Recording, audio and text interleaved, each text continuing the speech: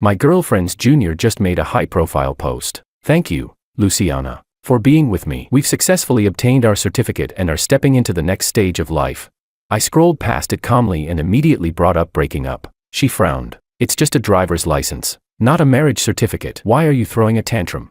I know you didn't pass this time and you're in a bad mood. I'll practice with you. Okay. I didn't say anything and turned to leave. What Luciana didn't know was that during the time she had been flirting ambiguously with that junior, I had already applied for an exchange program in Hong Kong. From now on, we'd go our separate ways, no more seeing each other again. Chapter 1. When Calvin posted that, license obtained successfully, update, Luciana was leaning against my shoulder, playing games with her friends in a private room. Her group of girlfriends teased her. Luciana, if you ask me, does that freshman have a crush on you? That post sounded pretty suggestive. Luciana paused while touching up her lipstick, a faint smile on her lips. Don't talk nonsense. Gerald is right here. As she spoke, she casually leaned in and gave my cheek a light, fleeting kiss. My stomach churned with nausea. I brushed her hand away. Just as I was about to pick up the drink on the table to soothe my throat, she snatched it first. Your stomach isn't great. Don't drink this. The noisy atmosphere in the room felt suffocating, so I excused myself to the restroom. Right then, my phone chimed with a message. I checked. It was from my advisor.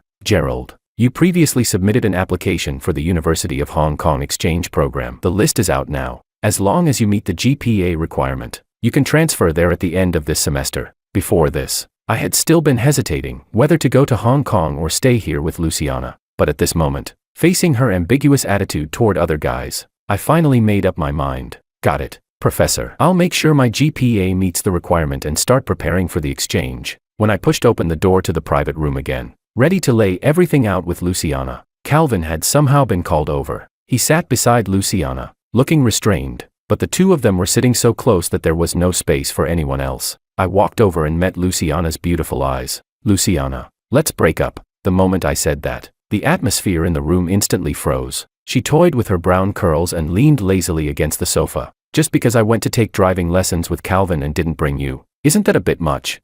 Besides, that post was just for fun. It's a driver's license, not a marriage certificate. What are you so mad about? Seeing my cold expression, Calvin stood up right on cue. Yeah, Gerald, you've really misunderstood Luciana and me. I'm not very bright, and my family isn't well off. I've never even touched a car growing up, so of course I'm worse than you at driving. Luciana was just being kind, helping me. I didn't bother responding to him. I simply repeated my point. Luciana, I said, I want to break up. She let out a short laugh. No regrets. No regrets. After saying that, I turned and left. Back in the room after I was gone, Luciana ran a hand through her hair irritably and pushed Calvin away. Someone asked her, Luciana, Gerald really seems angry this time. Aren't you going after him to smooth things over? Her eyes stayed fixed in the direction I had left, but she still said stubbornly, I wasn't planning to do anything with Calvin anyway. What's he getting mad about? Just wait. In less than 3 days, he'll definitely come back to me on his own. Chapter 2. Because the school hadn't officially announced the exchange program to Hong Kong yet, I only told my mom about it. While helping me plan ahead, she said, Gerald, do you remember Aunt Moo's daughter?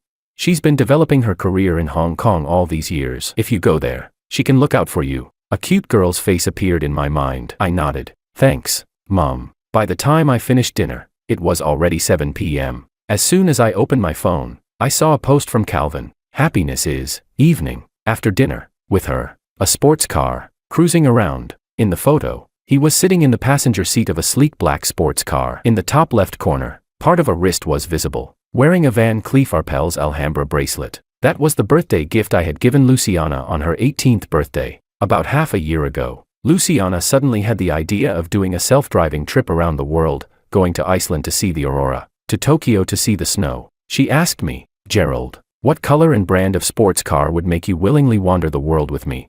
Back then, there were no cracks in our relationship yet. I played with the ends of her hair and joked, at the very least, it has to be black, with a starlight ceiling, like a Panamera. Unexpectedly, the very next day, Luciana actually pulled some strings and had a limited edition black sports car shipped over as a gift for me. She even said that after we got our driver's licenses, she would personally take me out for a drive. After that, to make this wish come true, she dragged me along to sign up for a driving course near the school. Everything had been fine, until a junior suddenly showed up, using the excuse of a trial lesson. On his 8th attempt, after failing to distinguish between the accelerator and the brake, he drove the car straight into the roadside greenery. The instructor dragged him out. "Student, if you really want to learn how to drive, please pay the tuition first. Otherwise, you'll be fully responsible for the damage caused to the car this time." That junior was Calvin. He tilted his head, looking completely nonchalant. "Sorry, coach. I was just trying it out. I didn't mean to drive into the bushes. My family's poor, and I'm a financial aid student. I can't afford the tuition or the damages right now."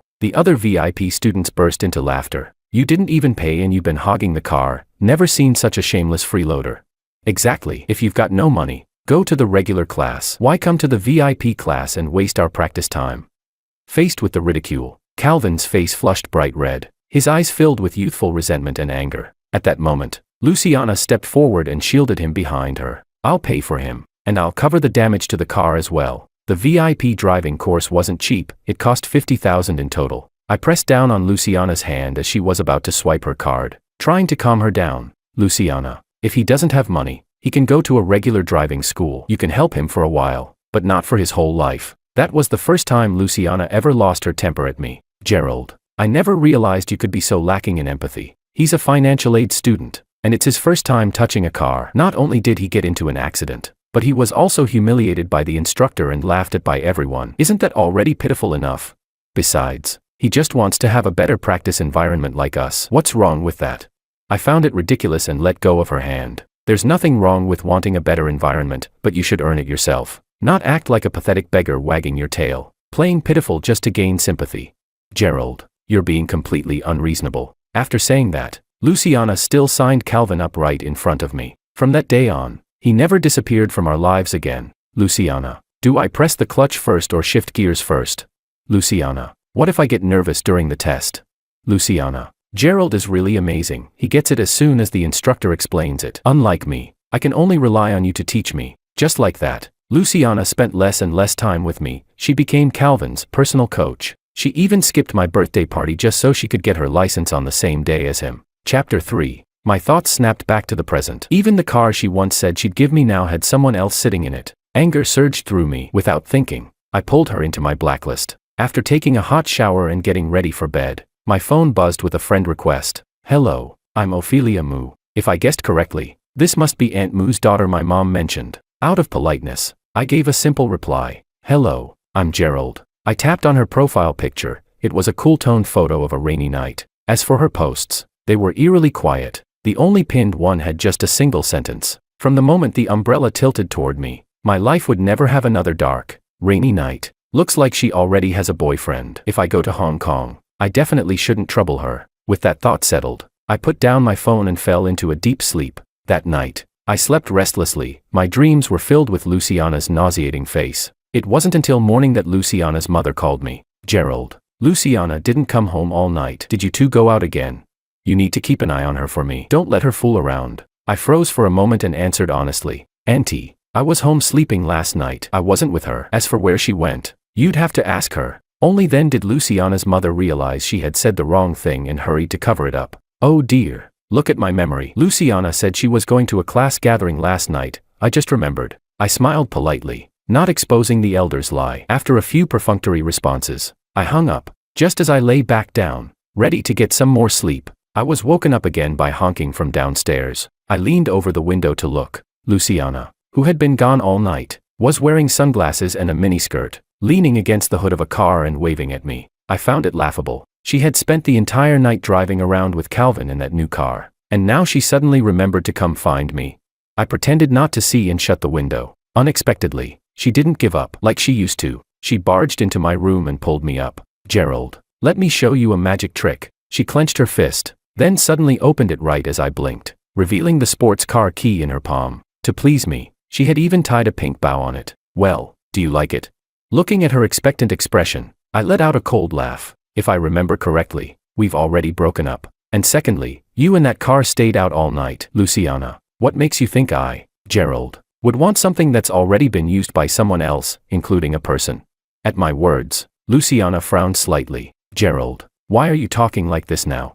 Last night, Calvin said he'd never been in a sports car before, so he wanted me to take him for a ride. Then he had an alcohol allergy and passed out, so I just dropped him off at the hospital on the way. Nothing happened between us." Having known Luciana since childhood for 20 years, I knew she wasn't the type to mess around, but her words still made me feel sick. The next second, to make her give up, I decisively snatched the car key and hurled it at the windshield of the sports car parked downstairs. Luciana, what do I have to say for you to believe that we're really over?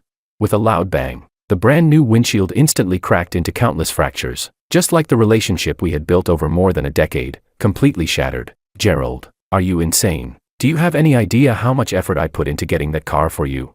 She whipped her head around and stormed out, slamming the door behind her. Chapter 4. Ever since my fallout with Luciana, she really hadn't come to find me again. I was more than happy to enjoy the peace, throwing all my energy into improving my GPA and preparing for competitions. My advisor told me that recently, multiple universities were jointly hosting an innovation and entrepreneurship competition. If I could place, I would be able to secure my exchange spot in advance. So I worked hard, gathering materials, consulting seniors, and spending more than 10 days and nights preparing my presentation ahead of time. After reviewing it, my experienced advisor praised me. Gerald, unless something unexpected happens, the gold prize is yours. I smiled modestly, confident of victory. But on the day of the competition, I saw Calvin's name on the list of participants. He was only a freshman. Logically, he shouldn't even have been qualified to compete. At the same time, he noticed me too and pushed through the crowd to walk over. Gerald, you're here for the competition as well. It's truly an honor to be your opponent. By the way, my report was personally revised by Luciana. She said winning the gold prize wouldn't be a problem at all.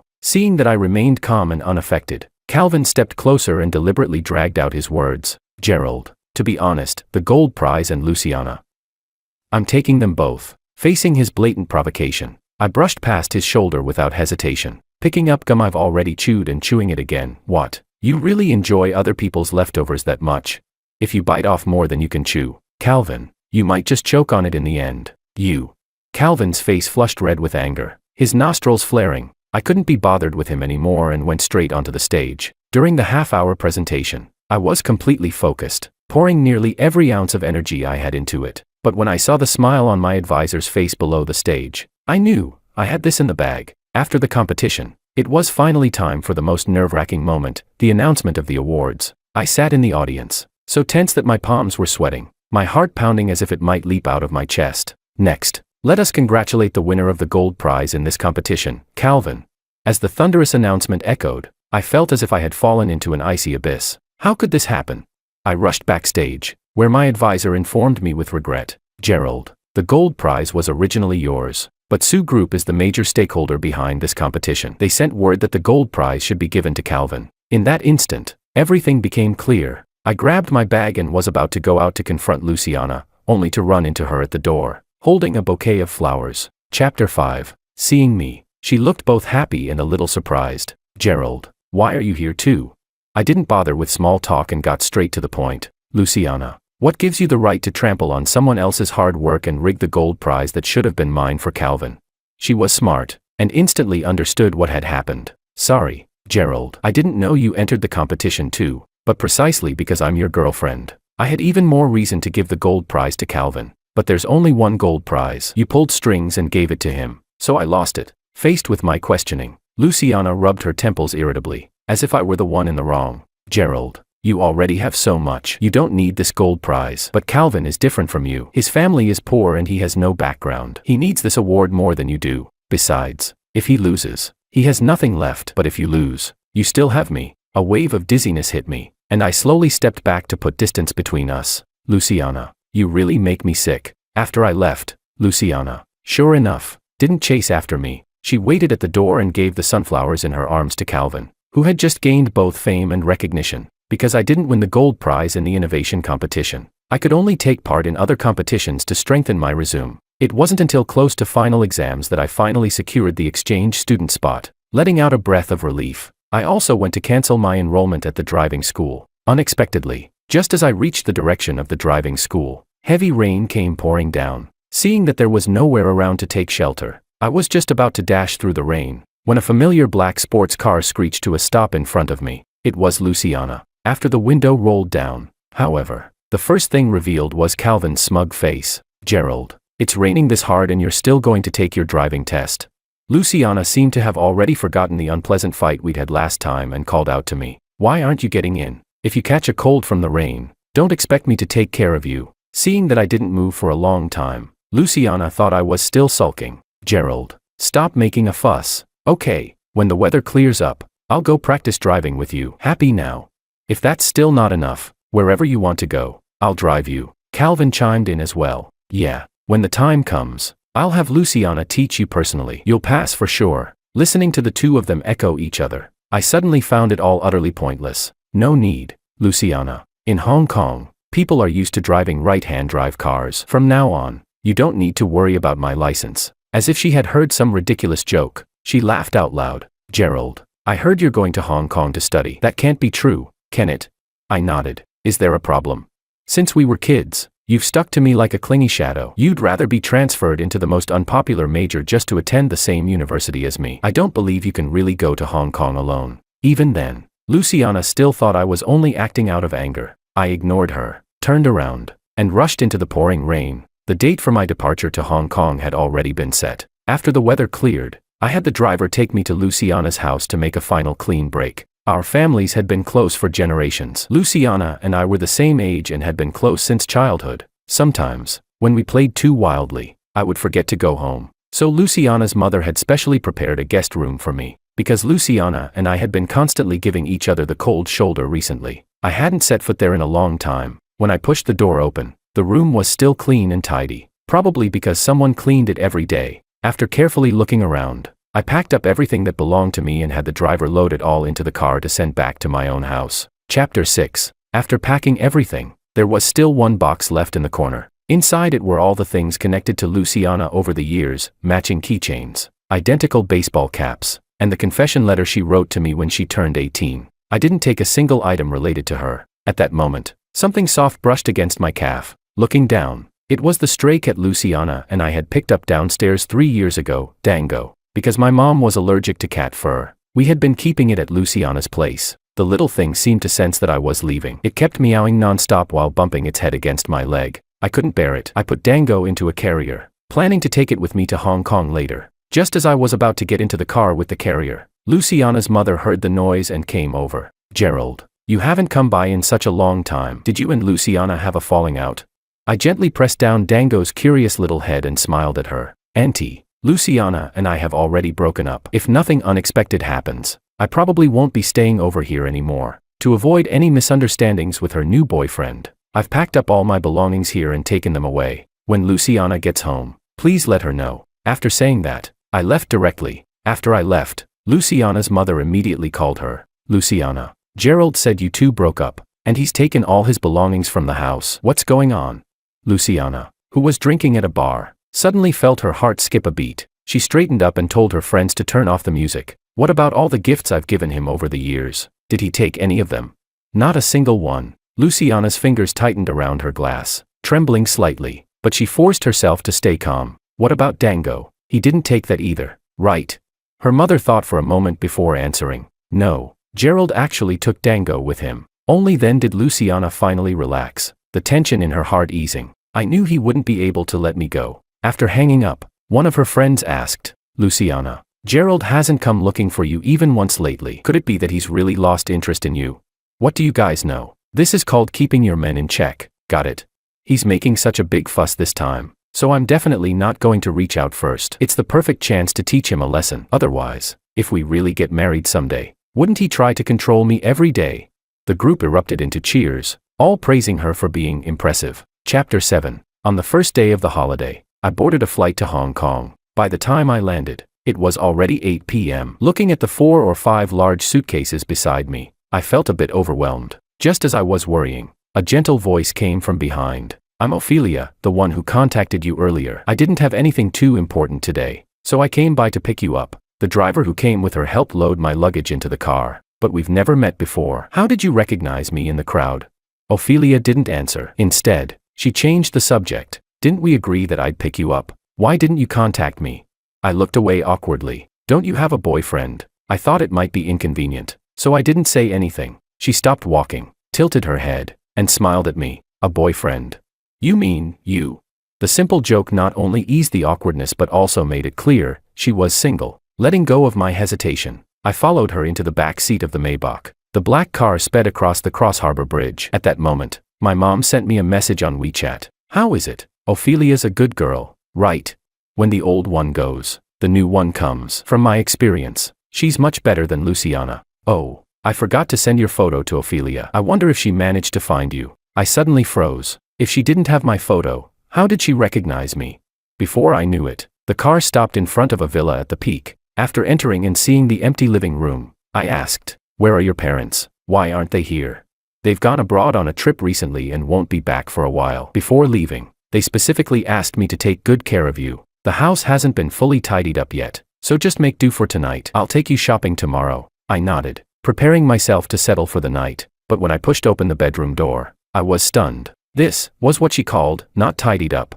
The spacious room had everything: bedding, men's slippers, pajamas. There was even a cabinet fully stocked with cat litter, cat food, and bowls for Dango. I went to sleep completely satisfied. The next day, Luciana called me. "Gerald, come downstairs, bring Dango. Let's go on a road trip during the holiday." Faced with a promise that had already expired, I no longer felt any longing. "I'm not home." "Find someone else for your road trip." "Then where are you?" "Hong Kong." There was a brief silence on the other end before she spoke again. "Gerald, stop messing around." "Okay, when have you and Dango ever left me?" "You're wrong, Luciana. The world is so big, no one needs anyone else to survive." Seeing that I was no longer acting like a simp, eagerly trying to reconcile as before, she let out a mocking laugh. "To be honest, Gerald, sometimes you really can't compare to Calvin. At least he's not as dramatic as you." After saying that, Luciana hung up directly. Chapter 8. About 2 weeks later, I came across a post she made. "The sea you stood me up on. I'll go see it myself. The promise you broke, someone else will erase it for you." The photos showed her driving the sports car with Calvin. A grid of sunset pictures taken by the seaside. I smiled and commented below, "I wish you both a love that lasts forever." Then I deleted all of Luciana's contact information. Ophelia, who had come over to pour some water, glanced at my phone and asked, in a bad mood, "Come on, I'll take you somewhere." Half an hour later, we were sitting on the big bus sunset tour, watching Hong Kong's dazzling skyscrapers, bustling streets, and iconic landmarks. I forgot the unpleasantness from earlier and completely let go of Luciana. The day before university started, I packed my suitcase, planning to move into the dorm. Ophelia stood at the door holding a plush dog toy, blocking my way. "Gerald, my parents won't be back for a while. I'm scared living alone. Can you stay and keep me company?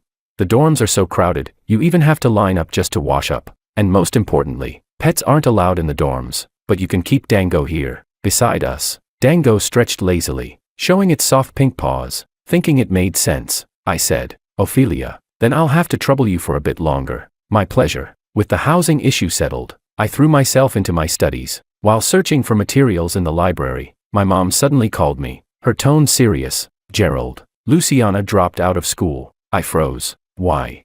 "After the new semester started, she noticed you weren't attending classes and couldn't reach you. She went crazy looking for you everywhere." I told her you had already gone to study in Hong Kong, but she didn't believe it until I showed her your exchange application form. I thought that would calm her down, but the next day she went to her faculty and submitted a withdrawal request, saying she's going to Hong Kong to find you. Her mother is worried she'll do something reckless, so she asked if you could call and talk her out of it. In that instant, everything became clear. I dialed the number I knew by heart. A familiar voice came through. "Gerald, is that you?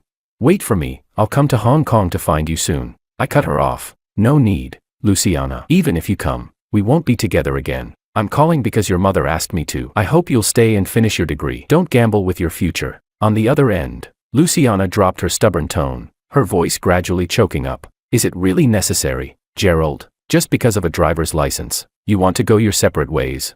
I admit, I shouldn't have gone on that road trip with Calvin, but I was just acting out of spite. I wanted you to come comfort me. And during those days, all I could think about was you. I kept wishing it was you by my side. I couldn't help but find it ridiculous. "So what? Do you actually think that makes you deeply devoted?"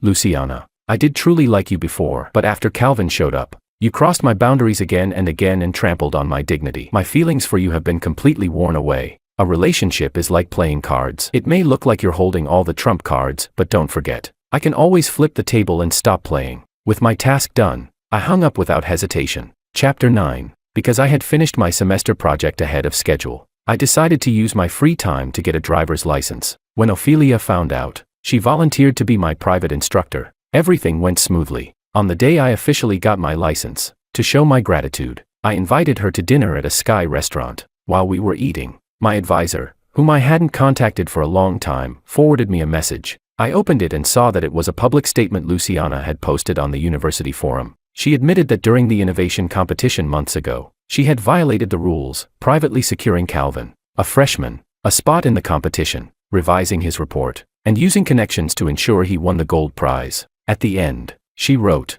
"The gold prize should go to the one who truly deserves it, and I am trying to make up for my mistake." I laughed. Luciana destroying both herself and Calvin like this, was she trying to prove her deep love to me? Other students quickly flooded the comments. Thought he was a genius freshman, turns out he just seduced a rich senior to get ahead. What genius? More like a scumbag and a shameless woman, perfectly matched. I heard the one who got replaced for the gold prize, Gerald, was actually Luciana's boyfriend. Damn, that's brutal. He unknowingly became part of their messed up little game. After this scandal, Calvin's genius freshman image completely collapsed. Not long after, he dropped out of school. As for me, being far away in Hong Kong, I had no interest in this gossip. While petting Dango and browsing online for what car to buy, Ophelia suddenly messaged me, "Gerald, come down to the parking lot." When I got downstairs, beep, a brand new McLaren 720S lit up instantly. Ophelia opened the car door and gestured toward me. "Gerald, try it, see if you like it." My heart shot straight to my throat. "This is for me." She nodded. If you don't like it, I can get you another one until you find one you like." A car this beautiful, of course I liked it, but I forced myself to hold back and shook my head. "Sorry, Ophelia, this is too expensive. I can't accept it, and I have no reason to." Even though my mom and Aunt Moo had been close friends for decades, Ophelia and I weren't related. There was no way I could accept a sports car worth millions. "Gerald, whether it's expensive or not doesn't matter. I just think it suits you." Her words struck something deep in me. I can't accept something for nothing. Seeing how firm I was, she smiled helplessly. "Then what if I say, this is a confession gift for you?" My face instantly burned red. Ophelia was confessing to me. The next second, she opened the trunk, revealing a stunning arrangement of fresh, blooming roses inside. Chapter 10. Just as I was struggling with what to say, an angry female voice suddenly came from behind. "Gerald, you refused to go on a road trip with me just so you could accept a sports car from this shameless woman."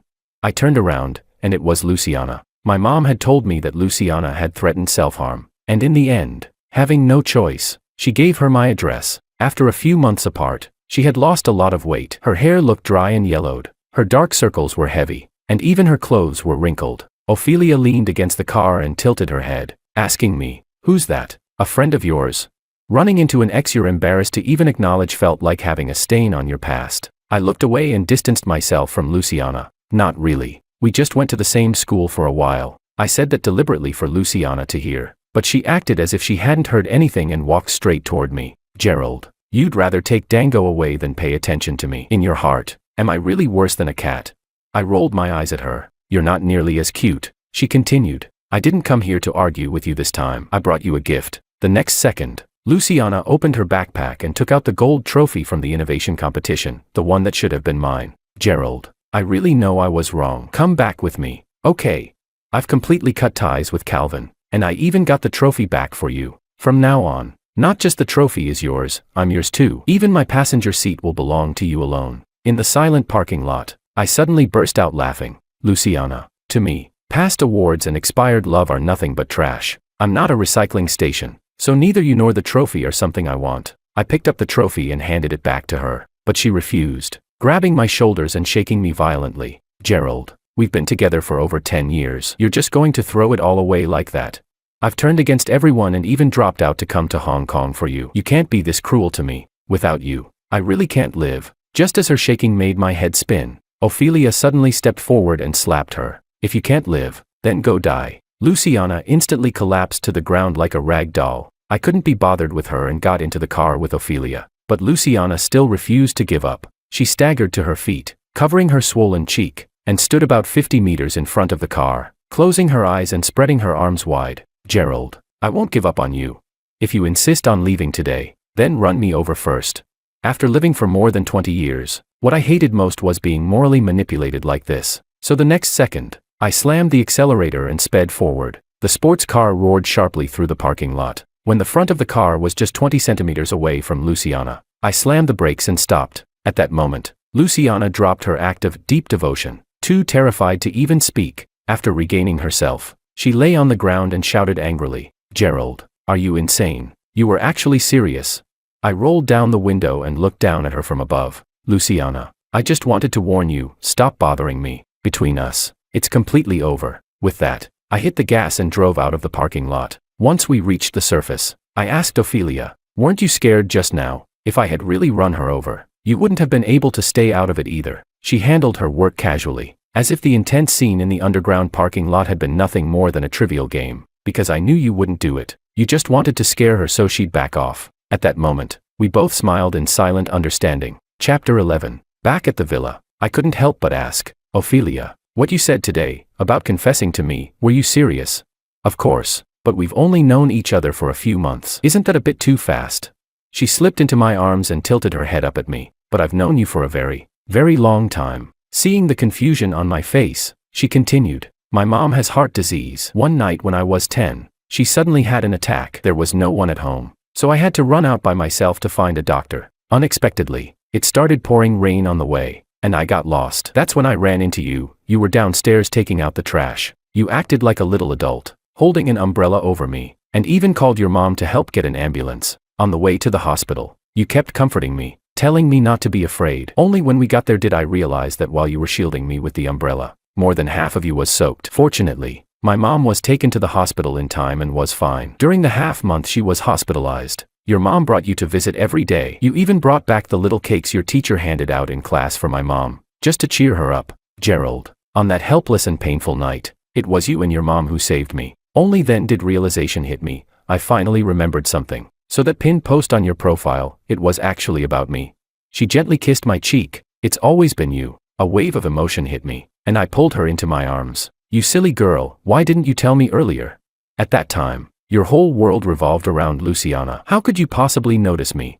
All these years, I've been following your posts, but I never dared to disturb you. Whenever I missed you, I just buried myself in fast-paced, intense work, because the less free time I had, the less often I'd think about you. Later on, I didn't even dare to ask about you anymore. I was afraid someone would tell me you were married, but in the quiet of the night, you were always on my mind. Luckily, half a year ago, your mom said you were considering studying in Hong Kong. I was so happy I almost went crazy. I told myself, this time, no matter what, I wouldn't let go of you again. At that moment, Ophelia, and the love she had kept hidden for so long, finally came into the light, and I finally understood how she recognized me instantly at the airport. After we truly got together, I realized just how scheming she could be, in the sweetest way. She had clearly turned down a ton of work just to pick me up, yet she casually said she was passing by. She obviously wanted me to stay, but deliberately said she was scared of living alone. To avoid Uncle Moo and Aunt Moo disturbing us, she directly booked them a 6-month luxury overseas trip package.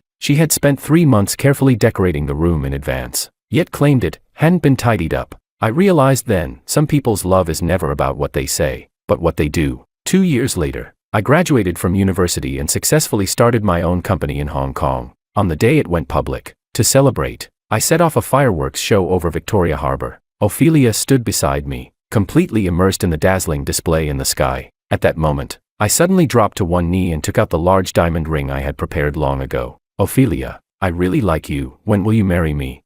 She was startled at first, then covered her mouth and laughed. The next second, she extended her ring finger toward me. I'm free right now.